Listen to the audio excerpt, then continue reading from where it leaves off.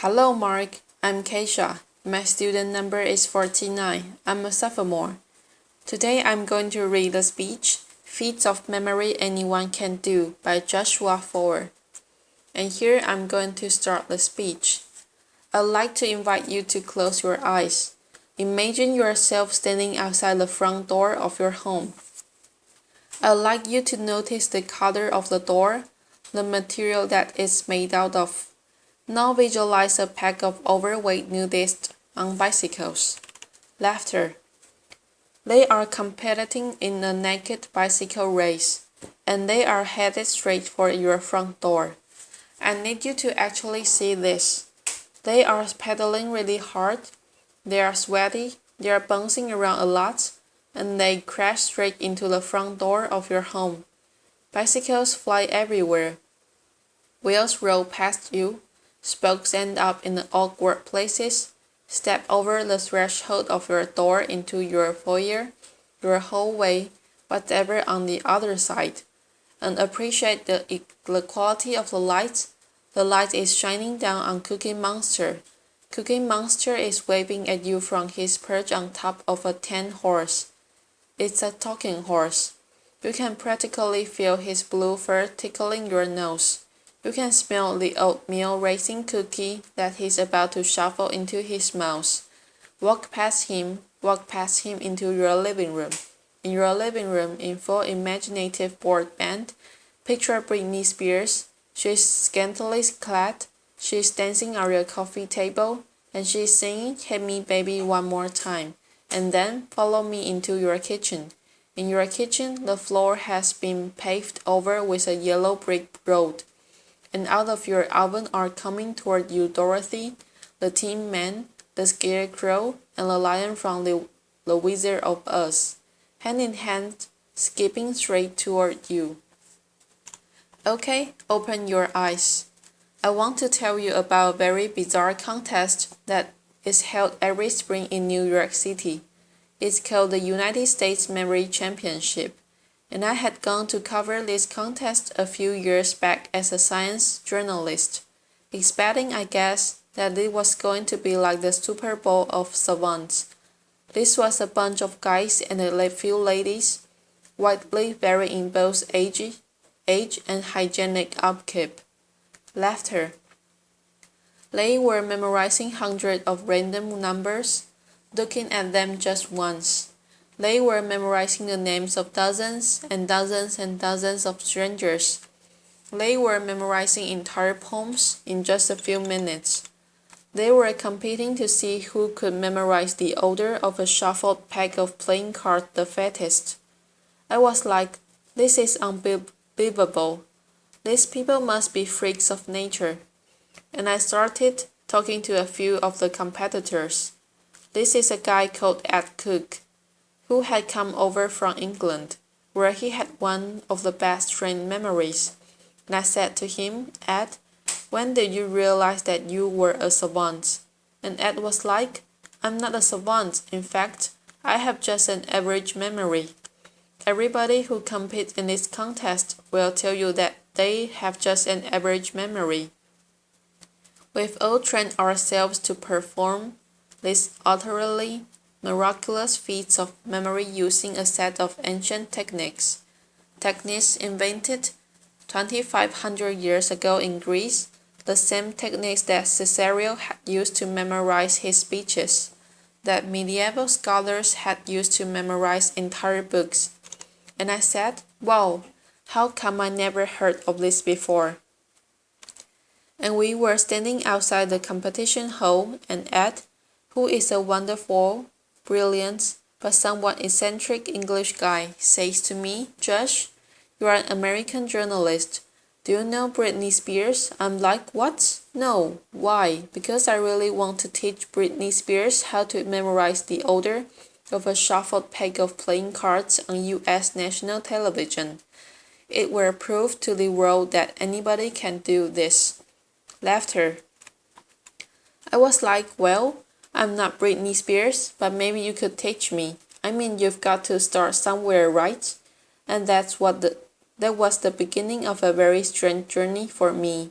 I ended up spending the better part of the next year not only training my memory, but also investigating it, trying to understand how it works, why it sometimes doesn't work, and what its potential might be.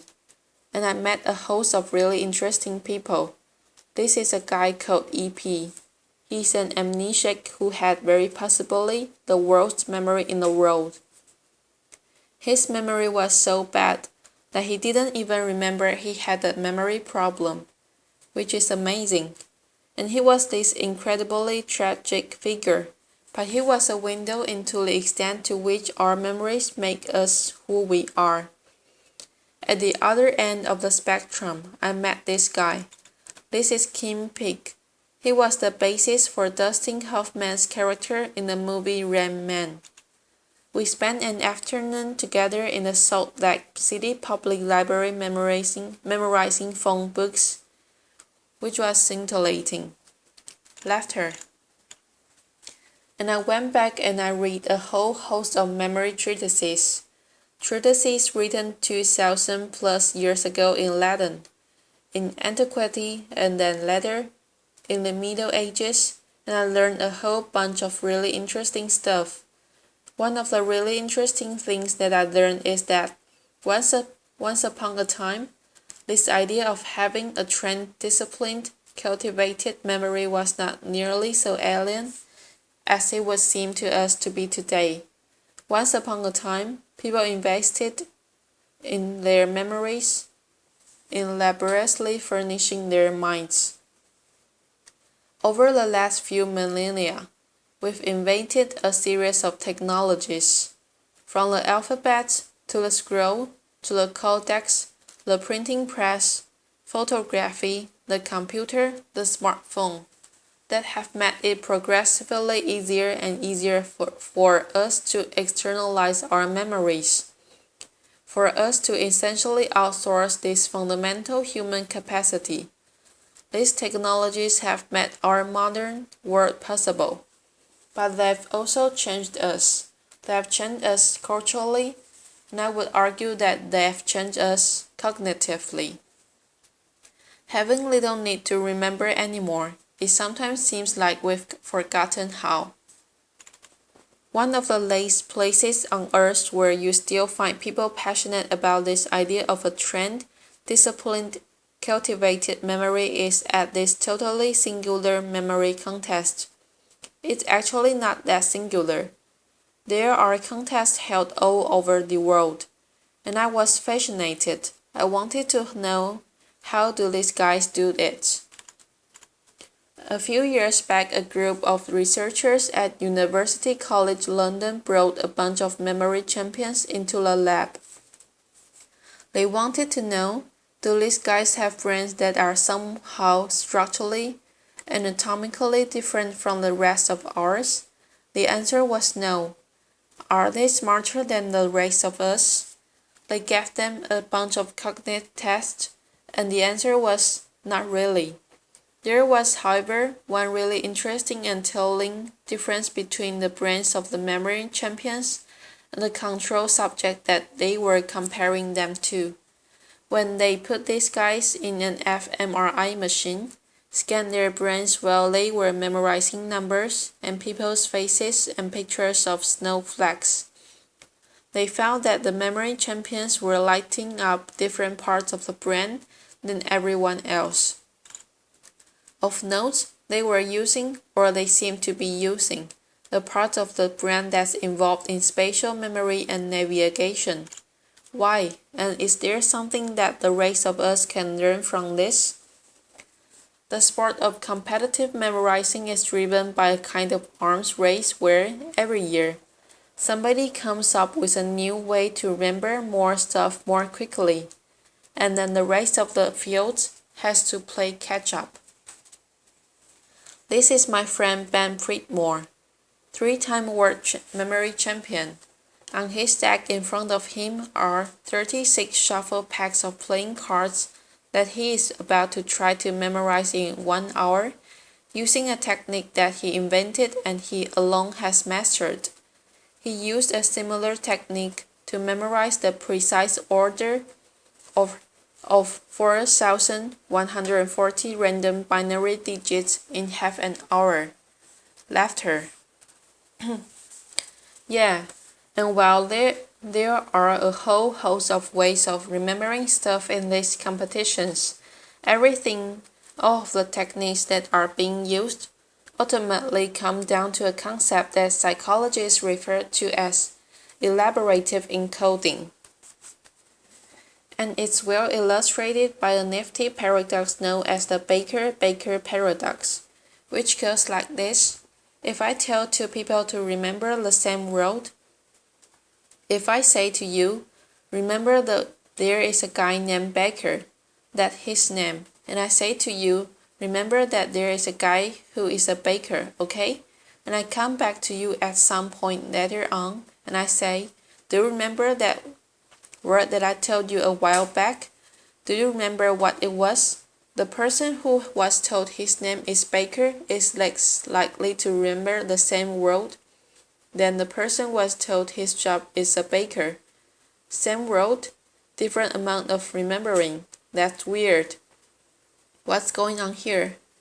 Well, the name Baker doesn't actually mean anything to you.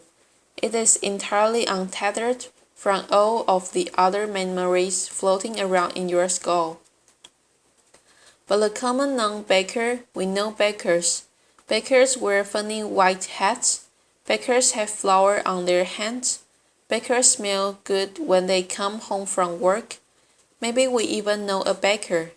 And when we first hear that word, we start putting these associational hooks into it that make it easier to fish it back out at some later date.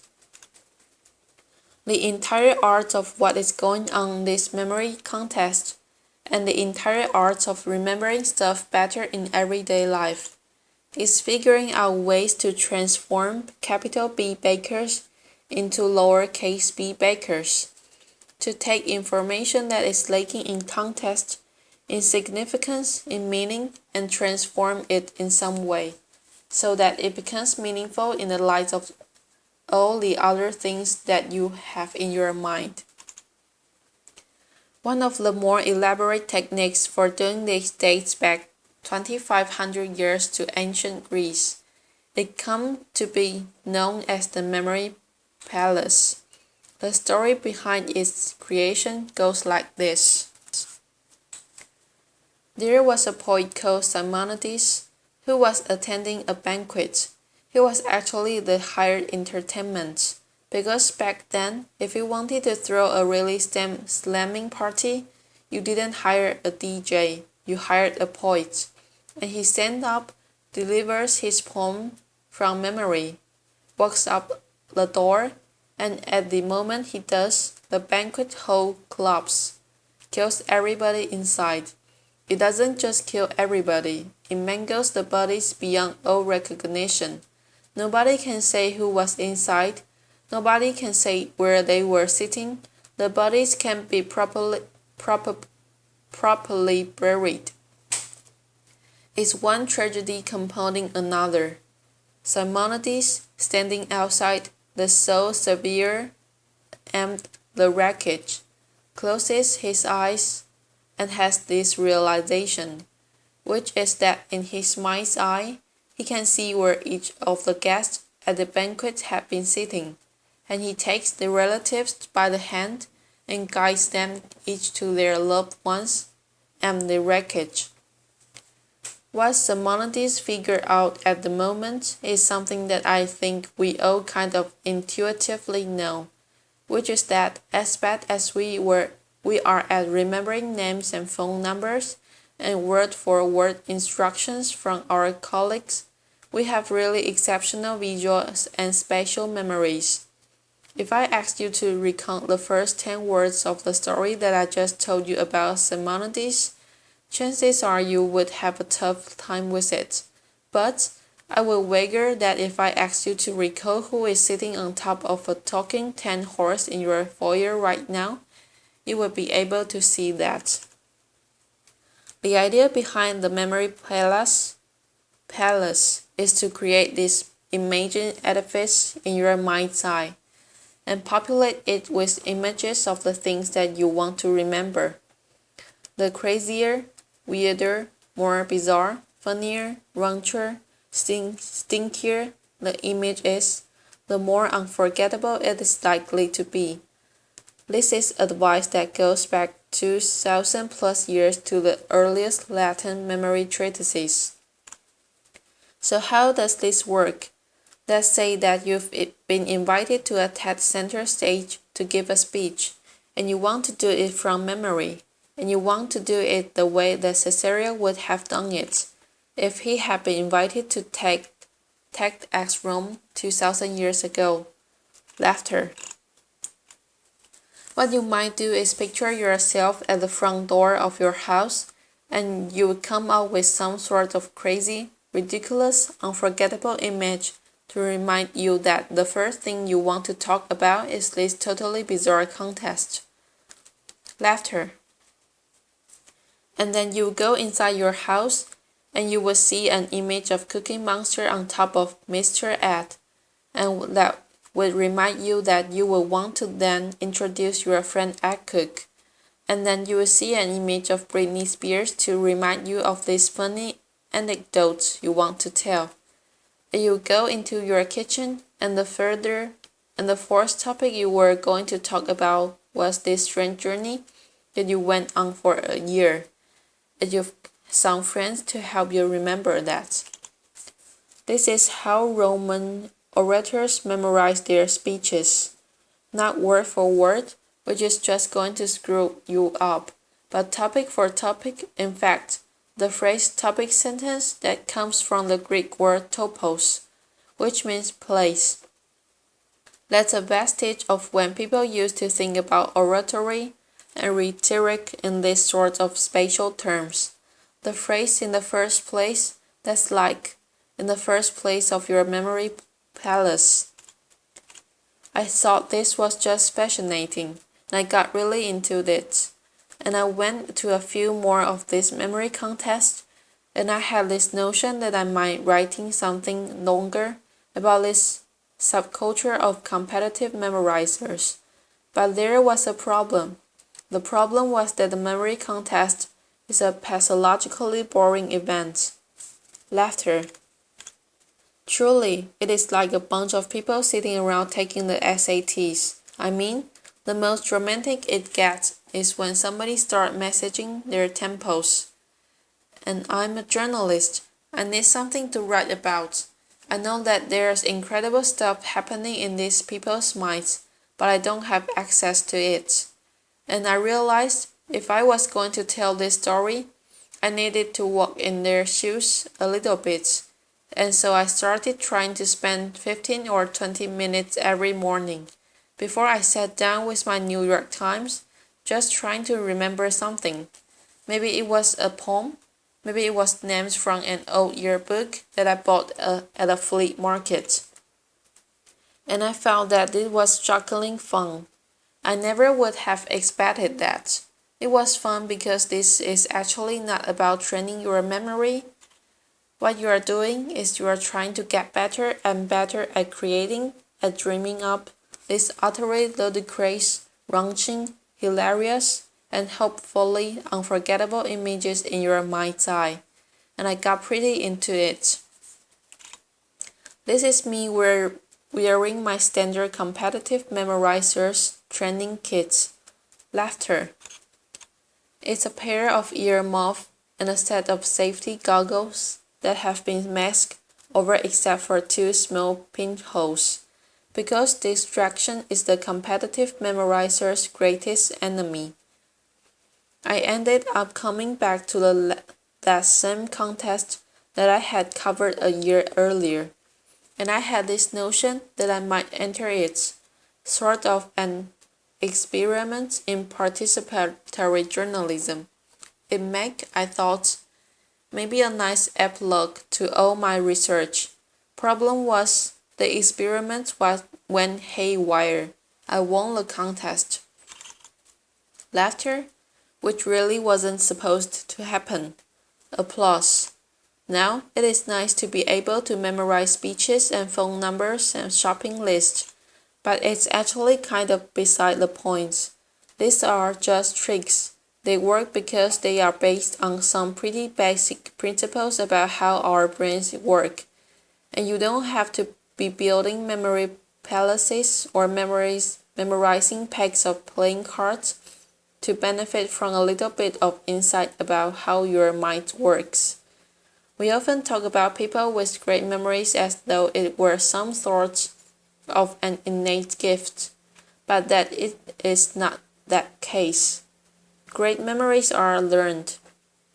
At the most basic level, we remember when we pay attention. We remember when we are deeply engaged. We remember when we are able to take a piece of information and experience and figure out why it is meaningful to us, why it is significant, why it's colorful, when we're able to transform it in some way that makes sense in the light of all of the other things floating around in our minds, when we're able to transform bakers into bakers. The memory palace, these memory techniques, they're just shortcuts. In fact, they are not even really shortcuts.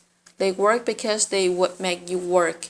They force a kind of depth of processing, the kind of mindfulness that most of us don't normally walk around exercising. But there actually are no shortcuts. This is how stuff is made memorable. And I think if there's one thing that I want to leave you with, it is what EP, the amnesiac who couldn't even remember he had a memory problem, left me with, which is the notion that our lives are the sum of our memories. How much are we willing to lose from our already short lives by losing ourselves in our Blackberries or iPhones but not paying attention to the human being across from us who is talking with us, by being so lazy that we are not willing to process deeply. I learned firsthand that there are incredible memory capacities latent in all of us. But if you want to live a memorable life, you have to be the kind of person who remembers to remember. Thank you. Applause. This is the end of the speech. Goodbye, Mark.